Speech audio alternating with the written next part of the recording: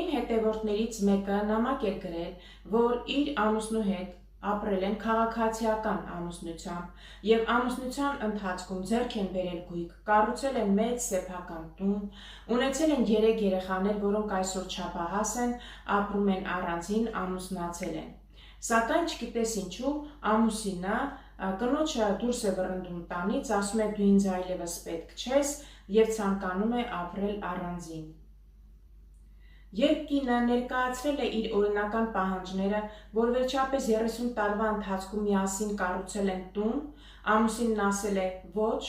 օրենքով ոչինչ քեզ չի պատկանում, հավաքիր քո հագուստը և կոշիկները և դուրս արի տանից։ Իմ հետևորդը ինձ հարցնում է, արդյոք դա ճիշտ է։ Հարգելի հետևորդ, ցավոք պետք է պատասխանեմ, որ այո, դա ճիշտ է,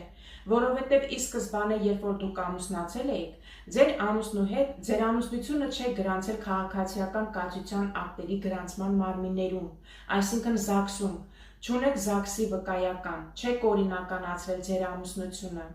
Եվ այնուհետև, երբ դուք բնակվել եք ձեր ամուսնու հետ նույն հարկի տակ, ապա դա քաղաքացիական ամուսնություն է, օրինական ամուսնություն չէ, որը կոչվում է համակեցություն, և դուք ինքներդ եք տնօրինել ձեր կյանքը, այսինքն սեփական կամքով դուք կառուցել եք տուն, ունեցել եք երեխաներ, խնամել եք ձեր ամուսնուն և այլն, սակայն ոչինչ օրինական չէ, և ինչ պետք է անել։ Բայց եթե կա ապացուցված ներդրում, ապա դուք կարող եք ձեր իրավունքները պաշտպանել դատարան քաղաքացիական օրենսգրքի դրույթներին համապատասխան։ Եթե դուք դատարանում կարող եք ապացուցել, որ ձեր միջոցներում է կառուցվել գույքը, ինչպես նաև ներդրում եք կատարել, կան բանկային փոխանցումներ, պայմանագրեր, վկաներ, թեկուզ դուք ունեցել եք օրինակ ժառանգական գույք կամ նվիրատվության գույք, որը վաճառել եք և այդ ամբողջ գումարը ներդրել եք այդ սեփական տունը կառուցելու և այլն, ապա դուք կարող եք դատարանում պահանջել, որպեսզի ձեր ամուսինը փոխհատուցի այդ գումարը կամ էլ գումարը տարածի բաժնեմասի վրա և դուք սեփական տնից առանձնացնեք ձեր բաժինը։ Այսինքն մյուս կողմին պարտավորեցնելով փոխհատուցել ձեր գումարը, ինչպես նաև դուք դատարանին պետք է ներկայացնեք շատ համոզիչ փաստարկներ։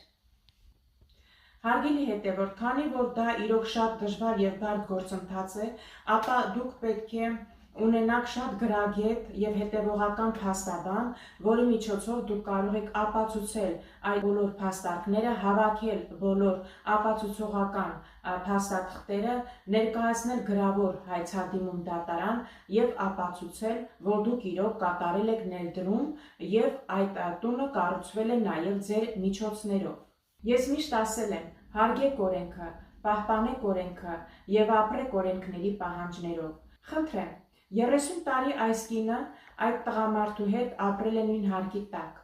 մասնակցել է տան կառուցմանը, մեծացրել է երեխաներ և խնամել է ամուսնուն, սակայն հիմա 50 անց կինը ուր գնա, ինչ անի։ Իր 3 երեխաները չափահաս են, ապրում են առանձին իրենց կյանքով։ Ցավոք, ինչպես երևում է, իր հետ համակեցությամբ ապրած տղամարդը այդքան էլ ազնիվ և պարկեշտ չէ։ Իսկ օրենքը ինչ է ասում, հարգելի հետևորդներ, շատ պարզ ասում է, որ եթե ամուսնանում են և ամուսնությունը չեն գրանցում քաղաքացիական կացության ակտերի գրանցման մարմիններում, ապա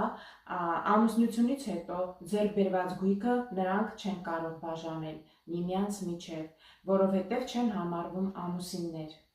Այդ դեպքում արդեն շատ է բարդանում կողմի համար և նա պետք է իր ներդրումը ապացուցի գրավոր փաստերով դատարանում։